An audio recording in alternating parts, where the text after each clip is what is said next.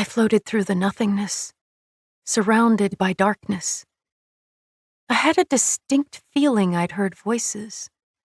His voice, talking to me, telling me stories, pleading with me as a glimmer of light appeared in the dark.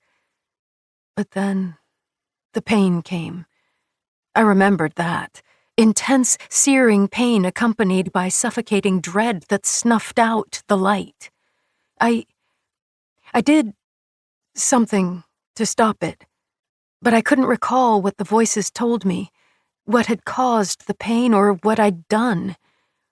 Now, I drifted. Wherever I was, there was no sensation of pleasure or pain, no feelings of fear or excitement, hate or love.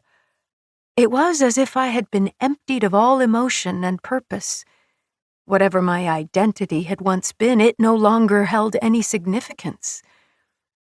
I was part of the nothingness that surrounded me, and stayed like that until a light flashed, sending out streaks of silver that pierced the darkness. A pinprick of sapphire blue appeared as the light faded, growing brighter. Bolts of stunning emerald spun from its center and twisted around the blue. Warm, rich brown followed, curling itself around the blue and green, and in the center of it all was the beginning of everything. It started with an explosion that left behind small, pulsing lights of raw energy, pure essence. That energy rippled outward, molding barren lands and mountains where nothing had existed before, and all those small pulsing lights twinkling in the skies above were stars, bright, brilliant stars that began to fall, descending upon lands no longer barren. They crashed into the earth where great winged creatures ruled, and in other lands separated by vast bodies of water to the west and east. Those stars embedded themselves deep within the ground, where trees sprouted from the land above them, nourished and grown by the star's essence below. As the trees grew strong, so did the stars hidden beneath, each nurturing each other until they rose from the earth. I saw them with eyes that mirrored their beginnings, and features and skins that seemed to change on a whim. I heard their names whispered through all the realms, through all time.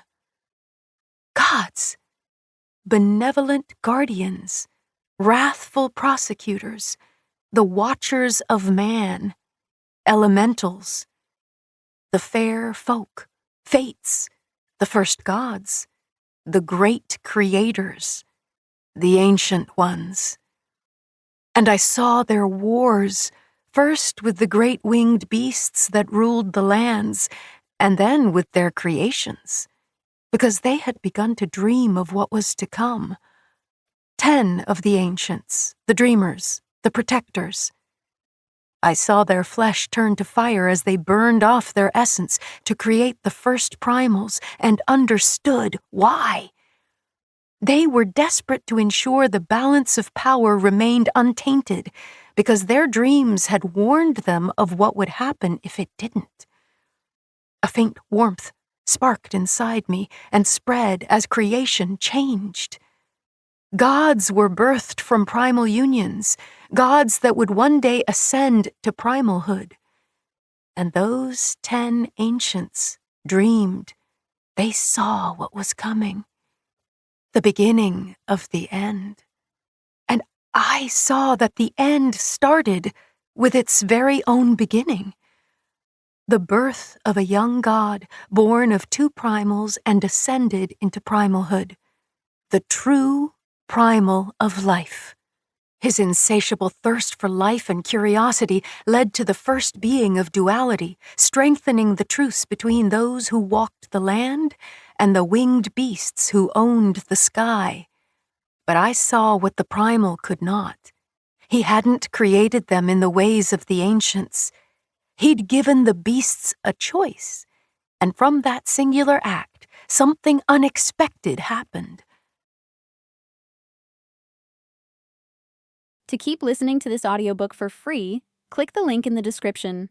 It will take you to a free Audible trial where you can listen to this and many other books for free for 30 days.